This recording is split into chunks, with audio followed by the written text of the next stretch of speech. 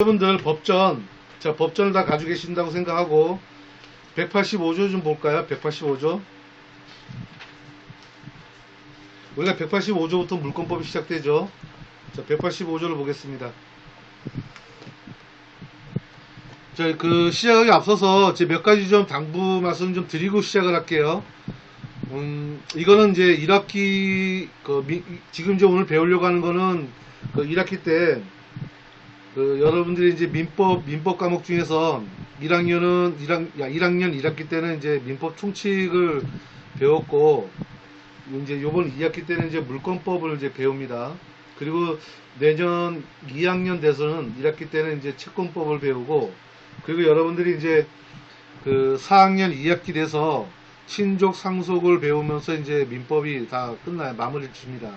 그래서 여러분들이 이제 1학기 때 민법 총칙을 선택을 했고, 그 선택에서 동영상 학교에서 제공하고 있는 동영상을 봤을 것이라고 생각을 하고요.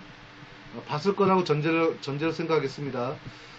그리고 이제 두 번째 이제 학기로서 이제 그 물권법을 배우는데, 민법 총칙은 그 민법의 전반적인 공통된 그런 부분들, 해당되는 부분들을 이제 다루는 게 민법 총칙이고요. 그리고 이제 그다음 세분하게 이제 나눠지는 이제 어떤 각칙에 속하는데, 물권, 채권, 친족, 상속, 이렇게 네 가지 편으로 이제 나눠집니다. 그래서 그 첫 번째가 이제 물권법으로, 여기서 보시면 이제 그 법전을 보면은 185조부터 시작하죠. 보시면 이제 2편 물권으로 보이고, 그 중에 이제 1장 총칙 해가지고 185조에 보면은 물권의 종류가 나옵니다. 물권의 종류가 나오고, 377조인가요? 300 볼까요? 337조인가? 네, 373조를 가보세요. 373조. 373조를 가면은, 이게 여기부터는 이제 채권에 속합니다. 그래서, 제3편 채권, 그리고 이제 1장 총칙, 그리고 1절에 이제 채권의 목적이 나와요. 이거는 이제 2학년 1학기 때 이제 시작을 합니다. 그래서 우리는 요번 학기는 이제 185조부터 372조까지, 여기까지가 이제 저희 물권법에 이제 해당됩니다. 그래서 이제 다시 185조에 와보시면, 물권의 종류 읽어볼게요. 물권은 법률 또는 간수법에 의하는 외에는 임의로 창설하지 못한다라고 되어 있어요. 이게 지금 185조에 되어 있는데, 여기서 임의로 창설하지 못한다, 법에서 얘기하는 것 외에는 임의로 창설하지 못한다. 그래서 물권은 법정주의에 속합니다. 법정주의, 법에 의해서 주어집니다. 그래서 물권은 물권 법정주의에 해당되고요. 자, 그리고 이제 교재를 볼까요? 교재하고 법전하고 이제 번갈아가 볼 건데, 교재를 보겠습니다. 교재에 일러두기를 봐주세요. 일러두기를 보시면 제가 했던 얘기 또 나오죠. 민법전 교재에 이제 이 책에 대한 구성을 보면, 처음에 이건 이제 전체적 2편에 있는 물권을 이제 보게 되는데, 1장 총칙, 2장의 점유권, 3장에는 소유권, 4장에는 지상권, 그 다음에 5장에는 지역권, 6장에는 전세권, 7장에는 유치권, 8장에는 질권, 그리고 9장에는 저당권으로 구성되어 있어요. 그래가지고 처음에 총칙을 제외한 나머지는 다 각칙입니다. 각칙이라는 얘기는 뭐냐면은 물권의 하나하나를 이제 보는 거예요. 그래서 1장 총칙을 빼고 물권의 점유권,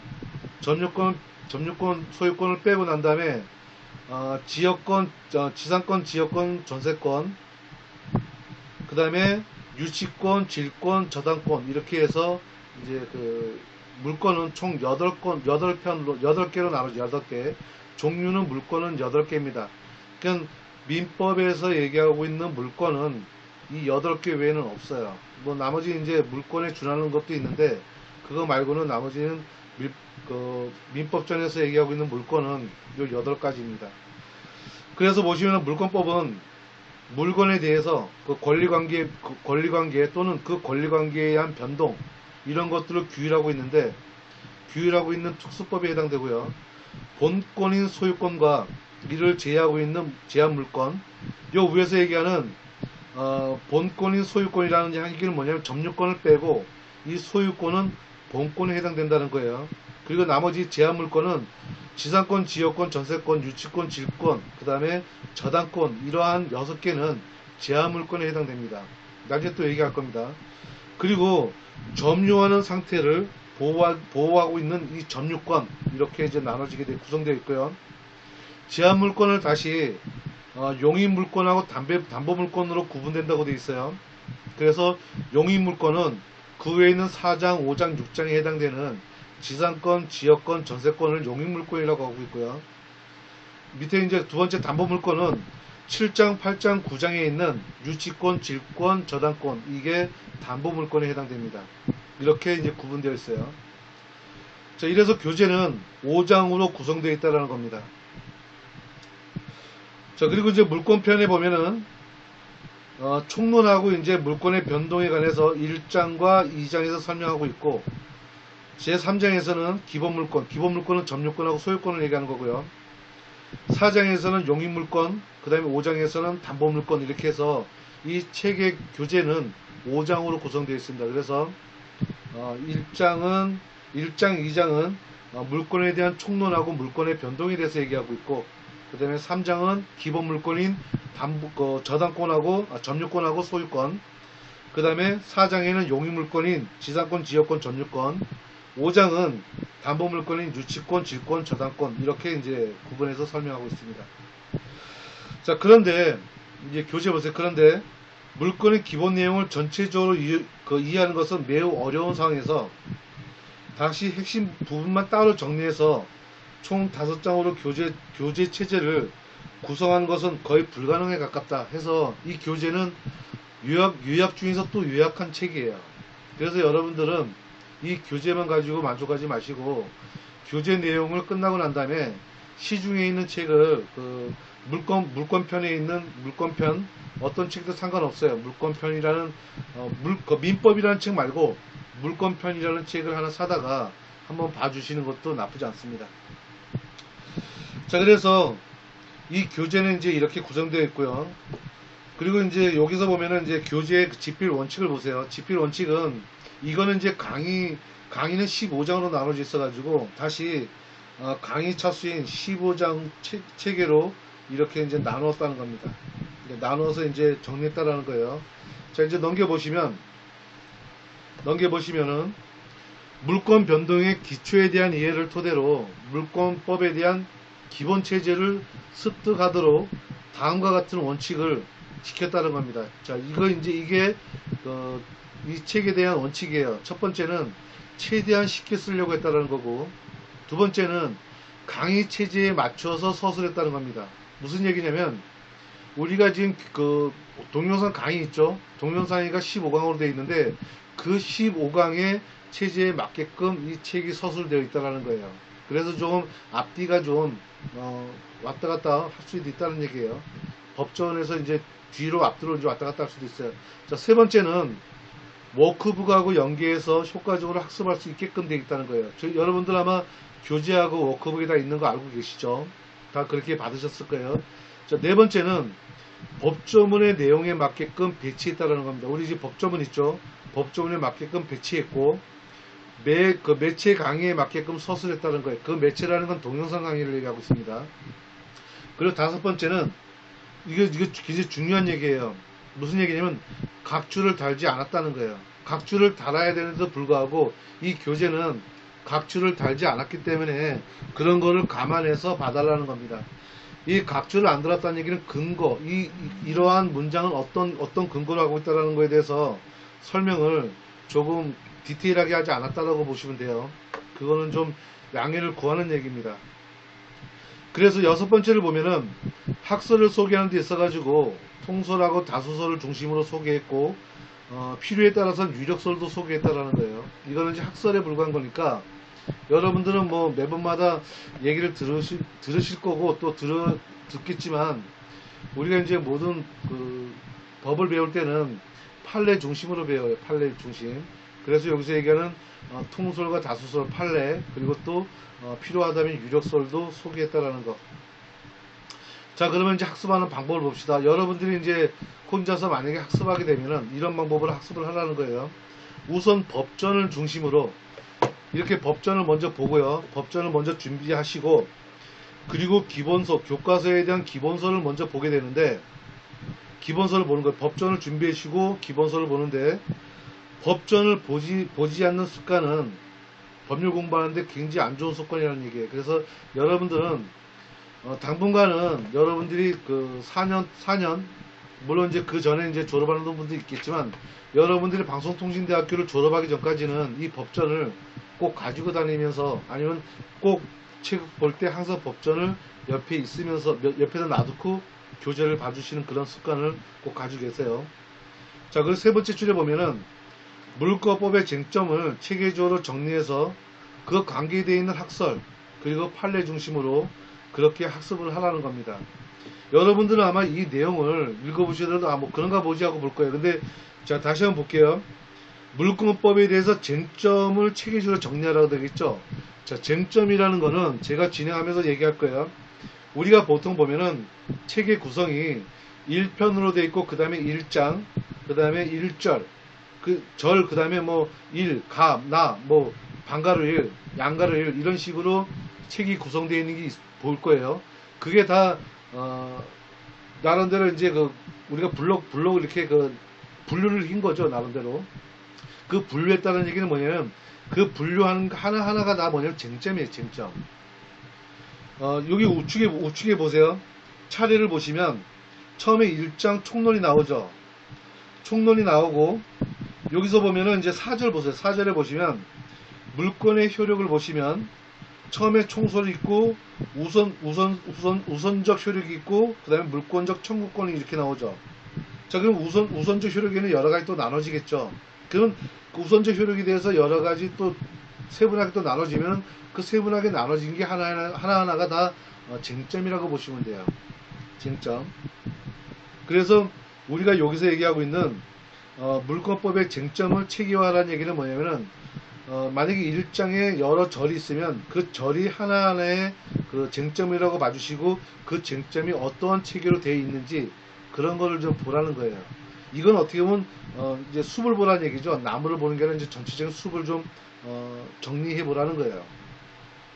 그리고 그 관계대 그 하나하나 이제 쟁점마다 따라가는 학설과 판례가 있어요. 그 학설과 판례를 그런 쟁점에 따라 가지고 학습을 하라는 얘기입니다. 이제 그렇게 학습을 하는 습관을 좀 기르라는 얘기예요. 처음에는 좀 어려울 수 있어요. 근데 여러분들이 이 책을 여러 번 보다 보면 그런 게 이제 눈에 들어올 수 있습니다.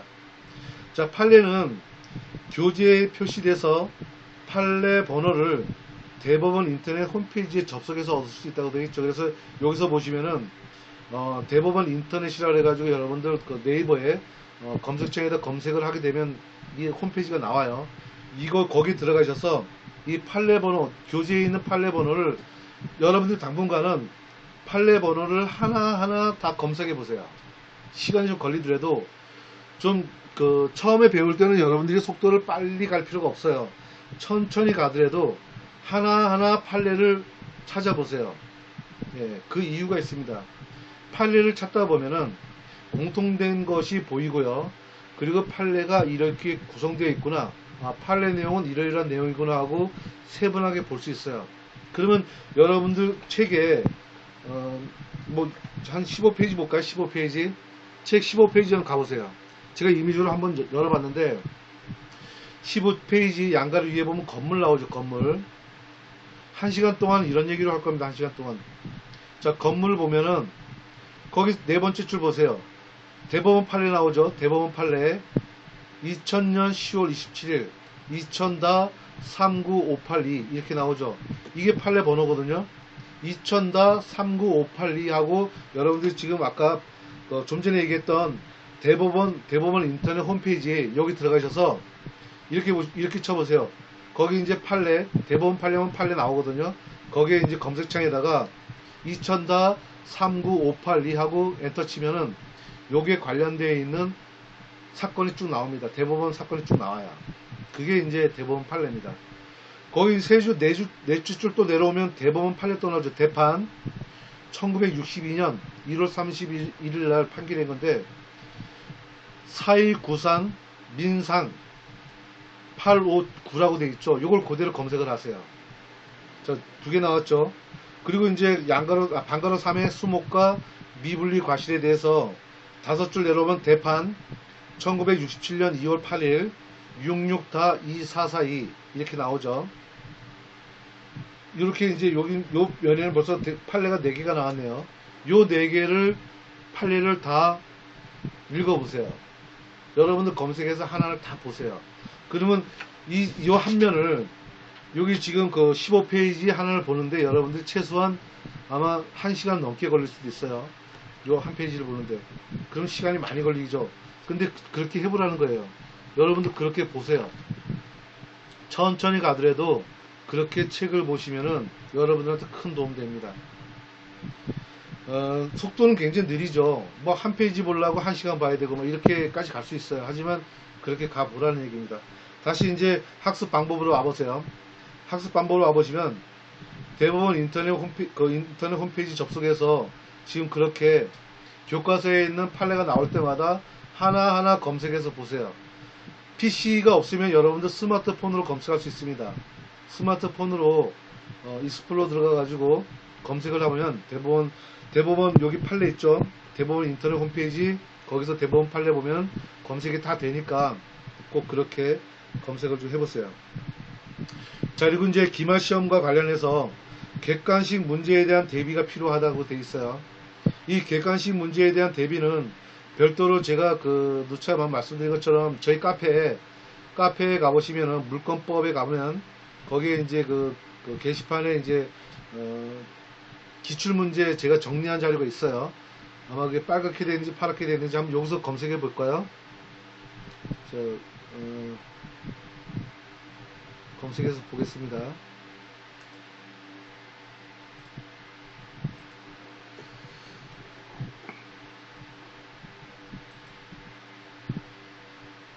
제가 급하게 오느라고 이거 세팅을 안 해가지고 좀 보는데 좀 어려움이 있어요.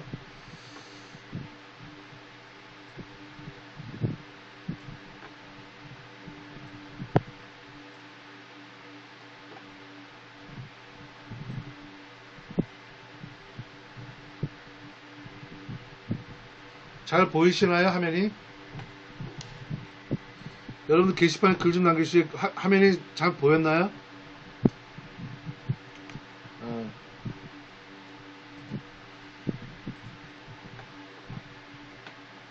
화면 잘 보이죠? 게시판에 글 좀 남겨주세요. 예, 다른 분들은 전혀 대답을 안 하시네.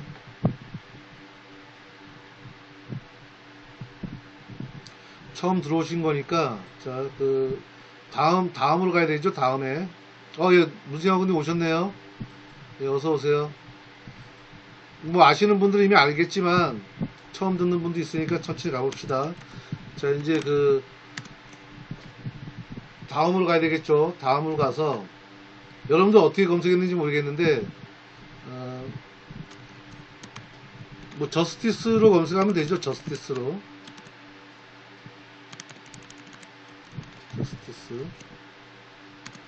저스티스 하면은 뭐 다른 게 나오네요. 예.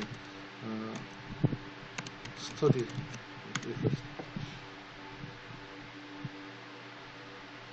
자, 그럼 여기 이제 검색이 나오네요.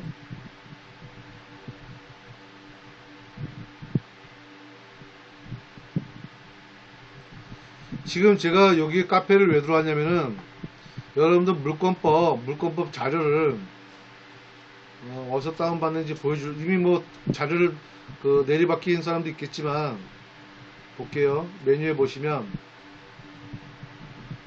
여기 1학년이니까 1학년 2학기 요 두 번째 있네. 물권법 요 클릭을 하시면 물권법이 이렇게 나옵니다. 제가 로그인 했네요. 자, 여기서 보면 이제 파란색 빨간색이 있죠. 파란색 빨간색이 있는데 여기 이제 그 빨간 거 여기 세 번째 보면은 여기 강의록이 정리되어 있는 거고, 요거는 그 여기에서 보시면 제일 위에 걸 먼저 볼까요? 저 파란색을 보면 제가 로그인을 안 했네요. 로그인 하겠습니다.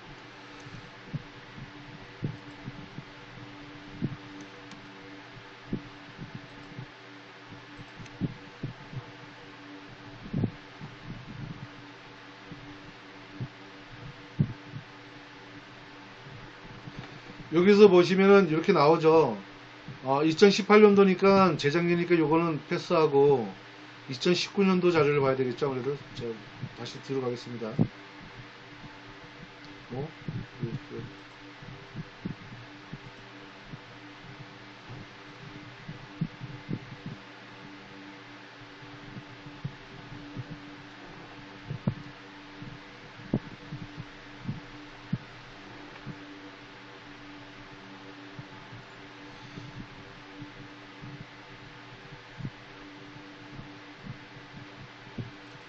물권법 들어와서요. 두 번째 이제 빨간색으로 되어 있는 게 이게 이것도 2008년도인데 2019년도가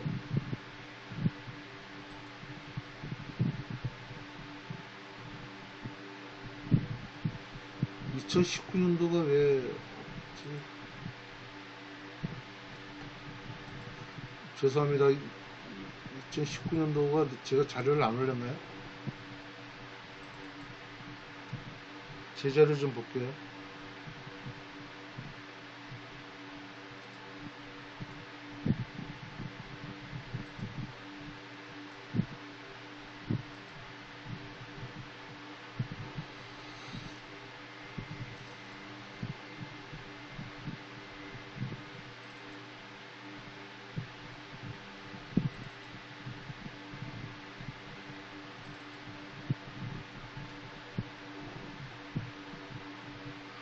어, 2019년도가 편집주 이게 19년도네. 2019년도가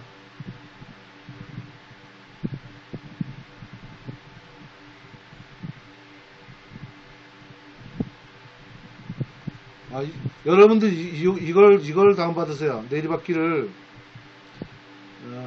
이걸 하시면 돼요. 그 제일 위에 있는 거 있죠? 위에 있는 거. 예, 요거 파란 편집주인 거 이걸 하세요. 편집주인 거. 이걸 좀 내리받기를 좀 더 해주세요. 내리받기 해주시면 어떤 자료가 나오냐면은 볼까요?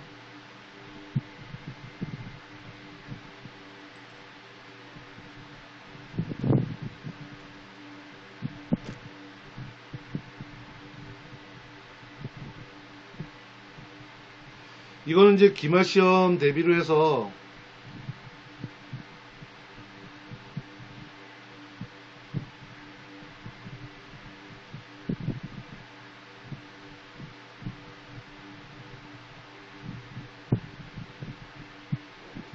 자, 이거는 이제 기말시험 대비예요.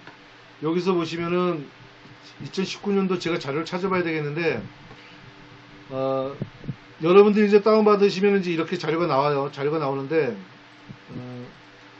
여기 첫 번째 문제를 보시면은 이게 1강이거든요. 처음 문제거든요. 여기서 보시면은 여기에 2018년도 3번 문제입니다. 이게 2018년 기말시험 2018년도 3번 문제고, 두 번째 이 문제는 2015년도 2013년도에 두 번 나왔던 문제예요.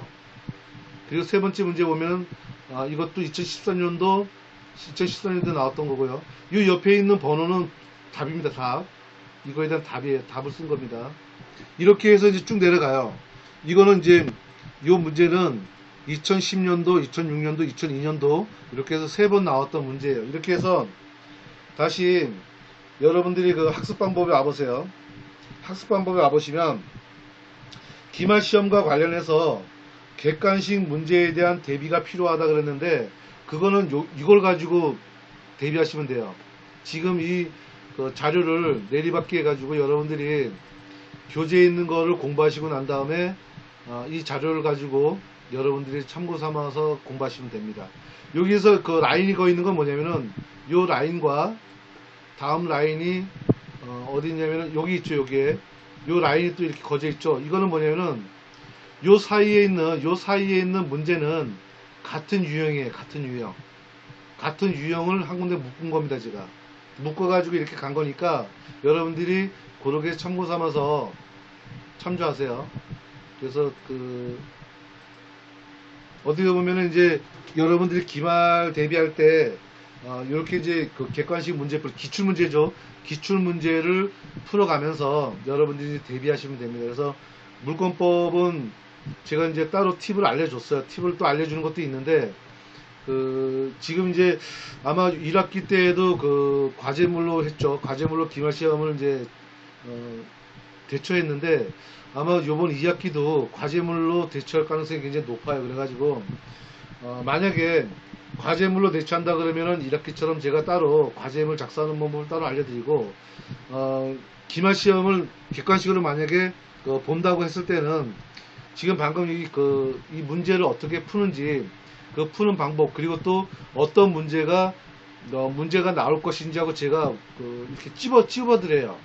이런 문제가 나올 거다, 이런 문제가 나올 거다라고 제가 이 전체 문제에서 한 50개 정도 될까요? 한 50개 정도 찝어드리면 그 중에서 한 90% 이상은 나옵니다. 그래서 여러분들이 물권법 기말시험 공부하는 거는 크게 어렵게 생각하지 마세요. 지금은 이제 처음 배우시는 거고 이거 뭐 시험이나 제대로 볼까라고 걱정하실 텐데 그런 걱정을 하지 마시고 편하게 공부를 좀 임했으면 좋겠어요. 여러분들이 제가 이런 거는 이제 누차 얘기를 하는데 방송통신대학교에서 시험을 잘 봤다 해서 여러분들이 법학을 잘 아는 게 아닙니다. 그거는 꼭 여러분들이 알고 계셔야 돼요. 나름대로 이제 법을 이제 만약에 물권법이다, 물권법을 좀 안다 그러면은 이 교재에 만족하지 말고 시중에 물권편이라는 물권법이라는 별도의 책을 구입하셔서 그 책을 여러 번 보세요. 여러 번. 하지만 지금 교재에 있는 내용을 토대로 해서 기초자료라고 생각하시고 그렇게 공부했으면 좋겠습니다. 자, 이제 차례를 볼까요? 차례를 보시면, 자, 이제 앞에 나왔던 얘기가 똑같은데, 이제 1장 보세요. 1장 총론. 2장 물권 변동 나오죠. 3장에 보면 기본 물권 나오고, 기본 물권은 얘기했던 것처럼 점유권하고 소유권입니다. 자, 넘겨보시면 이제 4장에 보면 용익물권 나오죠. 용익물권, 지상권, 지역권, 전세권. 그 다음에 우측에 5장을 보면 담보물권이라 해가지고, 보시면 이제 유치권, 질권, 저당권 이렇게 나와요. 이렇게 해서 이제 책의 구성은 마무리됩니다. 그 중에서 이제 오늘은 다시 이제 1장에 가보시면, 여기서 이제 5장으로 나눠졌기 때문에 우리는 15장, 그러니까 우리가 방송에서 보는 것처럼, 방송에는 15장으로 이제 나눠져 있잖아요. 그래서, 방송에서 얘기하는 15장과 제가 진행하는 거는, 책에 있는 교재 내용 순서로 가겠는데, 여기서 이제 순서대로 진행을 하되, 꼭 내가 1장에 오늘 1절, 2절, 3절 이렇게 하겠다라고 진행을 하지 않을게요. 쉬운 거는 빨리 넘어가고, 좀 어렵다 생각하는 거는 좀 천천히 하더라도 집중하는 그런 형태로 진행을 할 거니까 총 우리가 요번 학기에 제가 이렇게 온라인으로 하겠다라는 건 7강이죠. 7번 한다 그랬죠. 제가 7번 하는데 7번을 다 할 수도 있고 아니면 만약에 다 했는데도 진도가 안 나가게 되면은 우리가 겨울방학이죠. 겨울방학에도 계속 제가 한다 그랬어요. 그래서 진도가 늦게 나간다 그래서 너무 다 못하지 않느냐 이렇게 생각하지 마시고 진도가 좀 늦더라도 어떻게 보면은 만약에 다 채우지 못한다 그러면 겨울방학에도 계속 이어서 하겠다라고 제가 약속을 좀 할게요. 그러니까 진도 천천히 나가는 거에 대해서 너무 조급하게 생각하지 마십시오. 그래서 오늘은 좀 차례 보시면 제 1장 총론에서 1절, 2절, 3절, 4절 이렇게 해서 순서적으로 진행할게요. 제 1절에 있는 물권 관계 그리고 이제 물권의 성립이 어떻게 되는지 그렇게 이제 보겠습니다. 자, 2페이지 보시 2페이지에 보시면 자, 1절 물권 관계 그리고 이제 물권의 성립이 나오죠. 제가 처음에 185조를 읽어 드렸죠. 자, 185조 나오죠. 자, 1 로마체로 큰 로마체로 이제 1 물권 법정주의라고 나오죠. 제가 물권 법정주의라고 말씀드렸죠. 그게 이제 법정주의가 나옵니다. 법으로 정하지 않은 거는 물권이 아니다. 이렇게 생각하시면 돼요. 185조 책 봅니다. 물권의 종류. 물권은 법률 또는 간섭에 의하는 외에는 임의로 창설하지 못한다 이렇게 되어 있습니다. 자 보세요. 자 의의와 이제 문제점을 볼게요. 자 도대체 이 의의는 뭐고 또 문제점은 무슨 얘기를 하는 건지 보겠습니다. 자 물권의 종류 내용 이런 거는 처음에 뭐랬어요? 물권은 법률로 나왔죠. 법률. 여기서 얘기하는 법률은 민법을 얘기합니다. 민법을 얘기합니다. 그리고 이제 관습법을 얘기했죠. 관습법은 자 법률 또는 관습법. 여기서 또는이라고 한번 체크하세요. 또는. 우리 그 민법 제1조 혹시 기억하세요? 민법 제1조. 자 법전 제1조 찾아보세요. 민법 제1조. 민사에 관하여 이렇게 나오죠. 민사에 관하여. 그죠?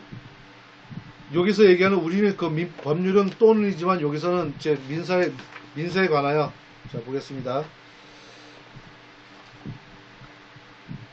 1조 민사에 관하여 법률에 규정이 없으면, 그래서 여기서 보면은 여기는 또는이라고 되어 있지만 여기는 법률에 규정이 여기서 얘기하는 법률이 민법입니다. 민법에 규정이 없으면 그때는 민법이 없으면 그때는 관습법을 찾아보라는 거예요. 관습이 이하고. 그런데 185조는 법률 또는 관습법이에요. 대등하죠. 그런데 1조는 법률에 없으면 관습에 의하고. 그럼 뭐예요? 법률이 없으니까 보충적으로 관습법을 찾아보라는 거죠. 민법이 없으니까. 그런데 185조는 보충적인 성격이 아니라 법률 또는 관습법이에요. 동등한 조건이죠. 동등한 지위죠. 지금 법률이든 관습법이든 이렇게 해석할 수 있죠. 또는이라고 표시했으니까. 그렇죠. 네, 이게 지금 1조하고 185조하고 차이예요. 자, 1조 볼게요. 다시. 민사에 관한 법률의 규정이 없으면 그 다음에 관습에 의하고. 관습법을 찾아보라는 거예요. 보충적으로. 그리고 또 관습법이 없으면 그러면 어떻게 하려고 되겠어요? 조리에 의해서 판단을 하라는 거예요. 민사에 관해서. 그게 우리 민법 제1조입니다. 그런데 자 185조로 다시 올게요. 185조로 와보니까 물권은 법률 또는 관습에 의하는, 자 법률 또는 관습에 여기에 의해서, 의하는이라는 거는 이제 그 여기에 의해서 하고 그 이외에, 그 외라는 거는 기타를 얘기하는 거예요. 법률 관습법 그 기타, 그 나머지, 법률 관습법 그 나머지, 나머지에 대해서는 그 여기서 의하고 그 나머지에 대해서는 임의로 창설하지 못한다는 거예요. 여기 외라는 건 뭐예요? 외라는 거는 법률과 관습법 그 이외를 얘기하는 거예요. 물권에 대해 그 외를 얘기하는 건가요? 그 여기서 어떤 문장을 보세요. 우리 법조문의 문장은 물권은 하고 주제가 주어가 나왔죠. 물권은 하고 나왔어요. 그런데 다시 뭐였어요? 의하는이라고 나왔죠. 의하는도 주어거든요. 법률과 관습에 의하는, 그러니까 법률과 관습에 의하는 물권 이렇게 나와야 돼요. 자 해석 다시 하겠습니다. 법률과 관습법에 의하는 물권 이렇게 해석하셔야 돼요. 법률과 관습법에 의하는 물권 그 이외에는 이렇게 해석해야 됩니다. 이해되셨나요? 제 얘기가 이해되나요? 185조 해석되나요? 다시 얘기할까요? 자, 처음에는 이렇게 천천히 나가도 돼요. 여러분들 이거 185조부터 이해가 안 가면 그냥 그렇구나 하고 대충 넘어가면 나머지가 다 대충으로 가요. 자, 다시 볼게요. 법률 또는, 책 보세요. 교재. 법률 또는 관습에 의하는 물권, 법률과 관습법에 의하는 물권 그 외에는 이렇게 해석하라고요. 아마 조금 눈치 있는 분들은 여기다가 좀 연필로 썼을 거예요. 제가 얘기하는 거. 그렇게 보셔야 돼요. 물권은 이걸 주어인데 다시 법률 또는 관습에 의하는 물권 외에 이렇게 해야 된다고요. 앞에 물권을 좀 생략시키고 법률 또는 관습에 의하는 물권 그 외에는 임의로 창설하지 못한다 이렇게 합니다. 자 밑에 볼게요. 물권의 종류와 내용은 민법 기타 법률 또는 관습에 의하는 거에 한해서 그 외에는 그죠? 그 한해서만 그것만 인정하라는 거예요. 여기서 법률 또는 관습법이라고 되어 있는데 여기서는 지금 민법, 기타 법률이라고 나왔죠. 민법, 기타 법률 또는 관습법 이렇게 나왔죠. 갑자기 기타 법률이라고 나왔잖아요. 이 얘기는 뭐냐면 민법 그 위에 물권이라고 정의 내린 그 많은 법률 이걸 기타 법률이라고 얘기해요. 하지만 이거는 해석상으로 이렇게 하는 겁니다. 하지만 민법에서 정한 거는 기타 법률이 아니라 민법 또는 관습법 이렇게 해석이 돼야 돼요. 하지만 이제 우리가 통상 해석할 때는 기타 법률까지 넣었다라고 보시면 됩니다. 자, 그래서 제가 아까 8개라고 했잖아요. 물건이 8개인데 이 기타 법률 때문에 그 8개 그 외에 여러 개가 또 나옵니다. 물건이라고 해서. 자, 그리고 이제 봅시다. 당사자가 그 밖의 종류와 내용을 자유롭게 창설하지 못한다. 그 얘기는 뭐냐면 그 외에 임의로 창설하지 못한다. 그 얘기할 때 임의라는 얘기는 뭐냐? 임의로. 우리가 법조문에 임의 규정이 많죠. 임의 규정은 사인과 사인끼리 서로 약속을 하는 거죠. 그게 정하는 겁니다. 그래서 당사자들 간에 서로 당사자들 간의 합의에 의해서 물권의 종류와 내용을 만들 수 있죠. 자, 이제 휴대폰인데, 자, 이거 휴대폰 물건이라고 보자. 예, 이거 휴대폰 물건이야, 이제부터. 자, 여러분들하고 나는 이제 이 휴대폰 물건이에요. 그럼 이게 물건인가요? 게시판에다 글 좀 남겨보세요. 자, 이 검정색 휴대폰 있죠, 이거. 스마트폰. 자, 우리 이건 휴대폰 물건이라고 정합시다, 이제부터. 여러분들하고 저는 이건 휴대폰 물건이에요. 제가 뭐라 했어요? 이거 휴대폰 물건이라고 했죠? 자, 그럼 여러분들 이거 휴대폰 물건은 물건입니까? 게시판에다 글 좀 남겨주세요. 휴대폰 물건은 물건이에요. 여러분들하고 저하고 지금 약속했잖아요. 물건인가요? 아닌가요? 예?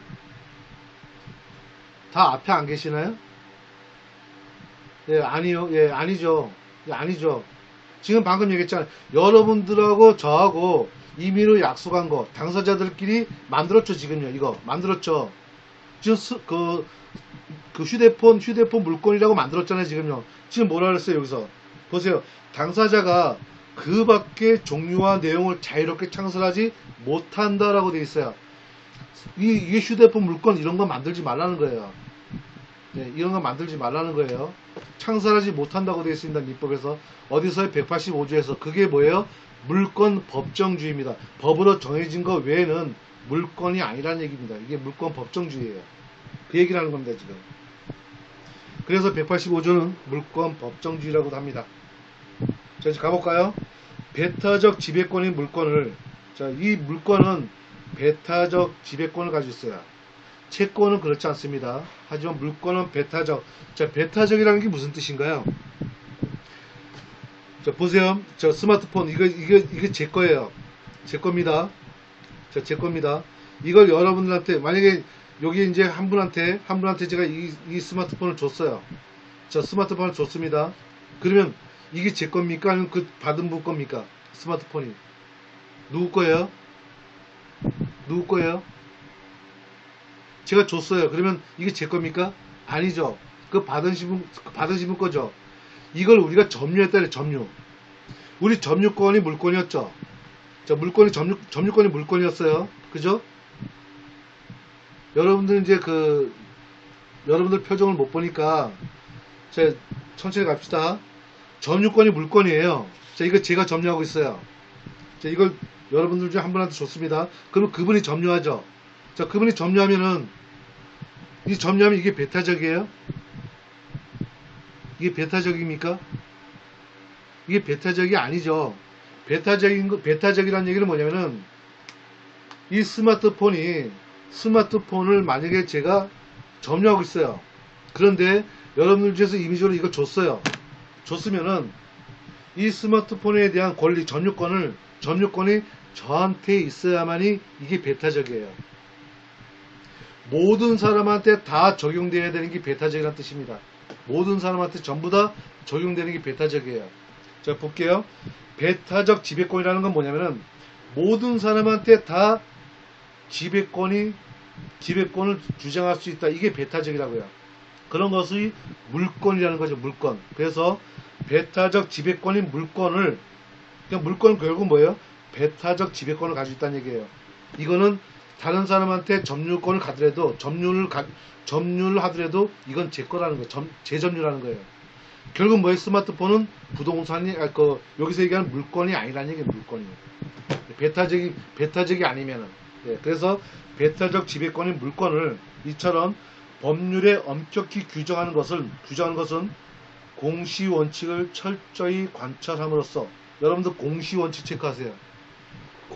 공신이 아니에요. 그 옆에다 쓰세요. 공신 X. 공시입니다. 공시. 공시라는 거는 모든 사람한테 보여주는 겁니다. 여러분들하고 저하고의 약속이 아니라 모든 사람한테 보여주는 거예요. 그게 공시입니다. 공시 원칙을 철저히 관찰함으로써 제3자에게, 당사자, 여러분하고 저하고 하면 당사자가 되는데 그 이외의 분들은 다 제3자예요. 제3자에게 발생할 수 있는 불축의 손해를 방지하고, 거기다 체크하세요. 제3자에게 발생하는 불축의 손해를 방지. 예. 그리고 또 거래의 안전을 도모. 자, 요 두 가지 보세요.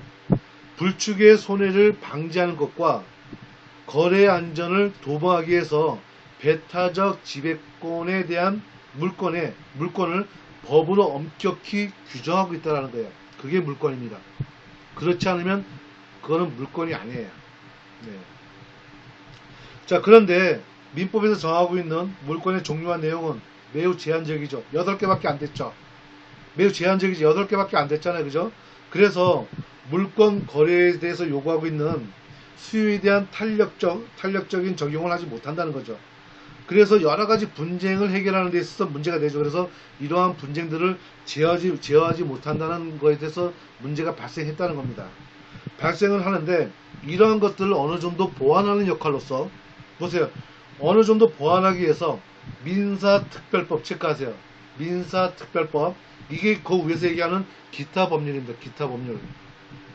자, 민법, 기타 법률, 간수법에서 거의 얘기하는 기타 법률이 여기서 얘기하고 있는 민사특별법. 그리고 판례. 네, 판례에서 인정하고 있는 간수법. 그냥 민사특별법이 얘기해서는 기타 법률이고요. 그리고 판례에서 인정하고 있는 관수법. 여기서 얘기하고 있는 양도담보. 간수법상 법정지상권. 거기서 법정지상권은 굉장히 중요한 얘기예요. 우리가 법정지상권이라고 얘기하는 것도 있고, 여기서 얘기하고 있는 관수법상의 법정지상권, 이건 다릅니다. 구분할 수 있어야 돼요. 나중에 여기서 얘기하는 법정지상권 얘기할 때 제가 설명할 거예요. 관수법상의 법정지상권하고 여기서 얘기하는 법정지상권하고 구분할 수 있어야 돼요. 그리고 이제 분명기지권, 이런 것들은 다 관수법에서 얘기하고 있는 물권에 해당됩니다. 물권에 해당됩니다. 그러니까 8개만 있는 줄 알았더니 8개 그 외에 여러 개가 있구나라고 여러분들이 이미 감을 잡으셔야 돼요.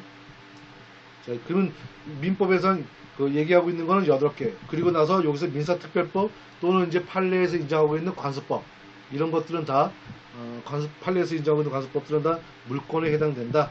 이렇게 되는 거죠. 왜? 보완적인 역할이죠. 8개만 있었다가는 모든 분쟁을 다 해결하지 못하기 때문에 이렇게 이제 보완적인 역할을 한다. 자, 특히 관수법은 성문법 중심적인 우리 물권 법정주의로 인해서 물권이 정형화되고 있는 경직성을 어느 정도 해결하는 역할을 한다는 거죠. 예, 이 경직성은 어떤 딱 정해져 있는 틀에 박혀 있는 게 아니라 좀 이제 경직성에 대해 있는 거를 어느 정도 해결하기 위해서 해결하는 어떤 정형화 역할을 한다는 거죠.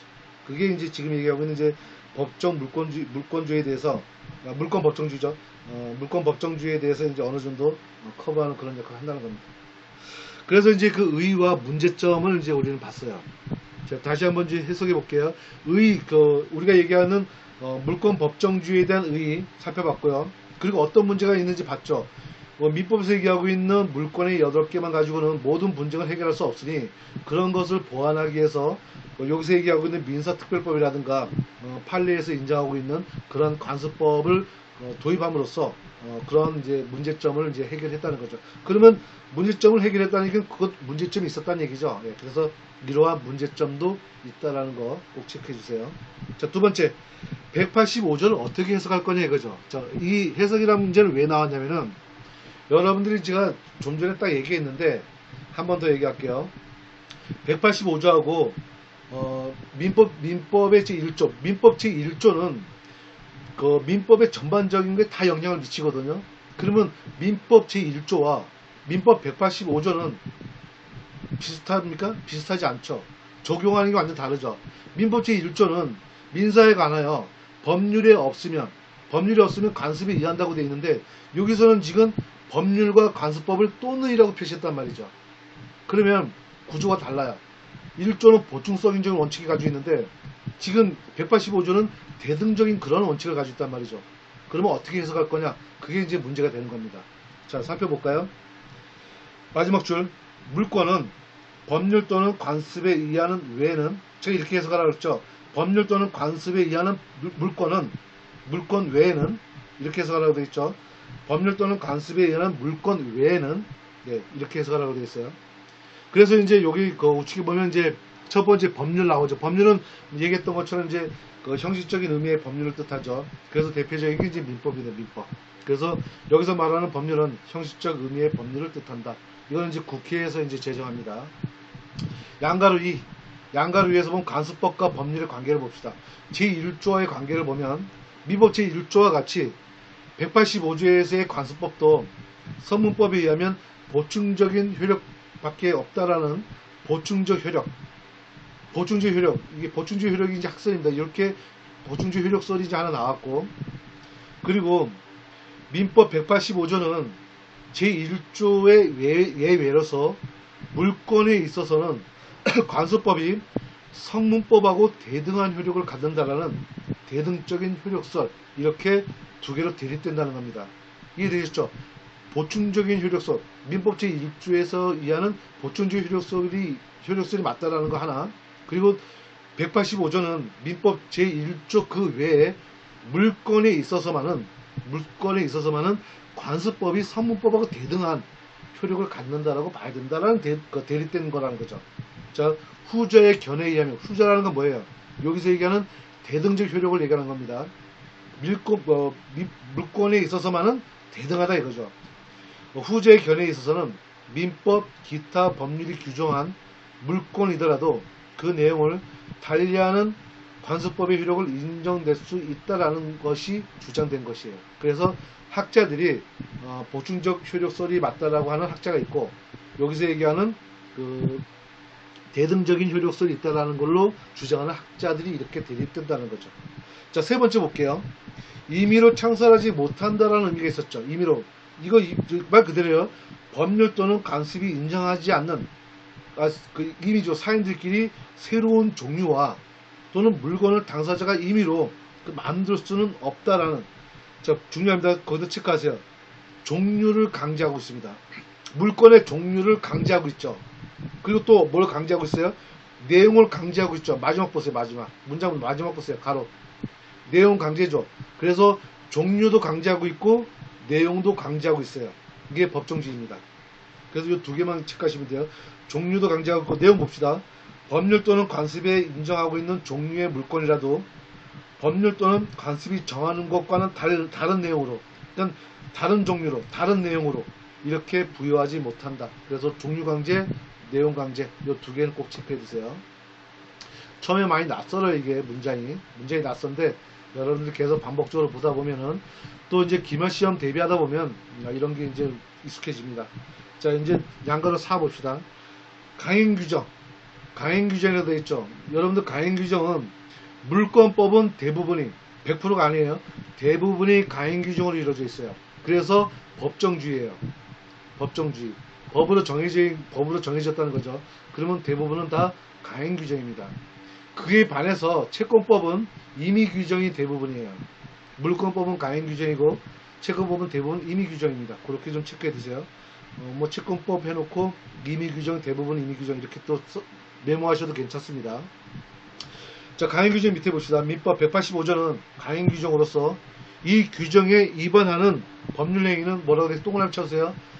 빨간 걸로 그 형광펜으로 좀 체크해 주셔도 좋습니다. 무효입니다. 무효. 취소가 아니라 무효예요. 위반하는 법률 행위는 다 무효입니다. 무효. 그래서 물권 법정주의에 반하는 법률 행위가 무효가 되는 경우에는 채권 행위 역시 무효인가에 관해서는 채권법이 갑자기 나왔죠. 무효인가에 관해서는 자 이제 소문자로 1이죠. 무효인 물권 행위를 내용으로 하는 채권 행위는 무효인 물권 행위를 내용으로 하고 있는 채권 행위는 역시 무효인가에 관해서 무효인가라는 견해, 이런 견해가 하나가 있고요. 또는 이제 당사자 사이에 채권적 효력을 갖는 한에서는 이를 금할 이유가 없으므로 채권 행위는 유효라는 견해. 자, 나눠주죠. 지금 하나는 뭐예요? 물권행위 내용으로 인해서 이게 무효인 물권행위에 의해서 채권도 무효라는 거와 또 두 번째는 뭐예요? 당사자 사이의 채권적인 효력은 그대로 어떻게 돼요? 효력이 있다라고 본다는 거죠. 네. 물권행위가 무효인 물권행위라도 네, 언제나 무효라는 견해가 있고 당사자 사이의 채권적 효력에 한해서만 갖는 거에 한해서만은 채권행위도 유효로 보자는 거죠. 네, 이렇게 두 개로 나눠진다는 겁니다. 이건 지금 학설이에요. 학설. 대립된다는 거죠. 자, 무효인 물권행위에 대한 실현을 목적으로 하고 있는 채권행위는 원칙적으로 무효입니다. 거기서 체크하세요. 원칙적 체크해 주시고 요거는 이제 노란 형광펜으로 원칙적 그리고 빨간색으로 주황색이든 빨간색 형광펜으로 무효. 자, 원칙적 무효라는 얘기는 뭐예요? 항상 원칙이란 말 나왔으면 예외사항이 있다는 얘기입니다. 예외는 유효란 얘기죠. 자, 그래서 이 경우에 일부 무효 그리고 무효행위 전환 체크하세요. 일부 무효 또는 체크하세요. 무효행위 전환. 우리 여기 138조에 무효행위 전환 이게 지금 185조 전이라면 민법 총칙에서 나오는 내용이에요. 이게 여러분들 민법 총칙을 1학기 때 배웠다고 하지만 여러분들은 과제문만 썼기 때문에 이 내용은 기억이 없을 거예요. 네. 자, 그리고 이제 이것들은 대부분 원칙적으로 무효를 전제로 한다는 거다. 원칙적으로 무효를 전제로 한다. 자, 이게 뭐예요? 일부 무효행위 전환은 원칙은 무효인데, 원칙은 무효인데 예외가 유효라는 거죠. 예외가 유효라는 거죠. 여기서 얘기하는 채권행위는 원칙적으로 무효지만 예외는 유효라는 겁니다. 이런 걸 좀 보라는 겁니다. 같이 좀. 그래서 이 무효인 물권행위 실현을 목적으로 하고 있는 채권행위는 원칙적으로 무효이지만 자, 일부 이러한 경우에는 원칙적으로 채권행위가 원칙적으로 무효이지만 이런 경우는 일부 무효 또는 무효행위 전환으로서 어떻게 돼요? 유효가 된다는 거죠. 유효가 될 수도 있다는 얘기예요. 하지만 원칙은 무효입니다.